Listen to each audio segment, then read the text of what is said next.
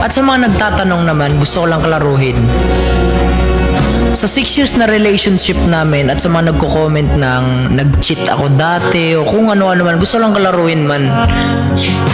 Sa loob ng 6 years na relasyon namin ng ex ko, hindi ko nagawang magloko. Hindi ko magawang mag-cheat. Hindi ko nagawa yan man. Mag-chat ng iba. Hindi ko ginawa yan kasi ayokong gawin sa akin.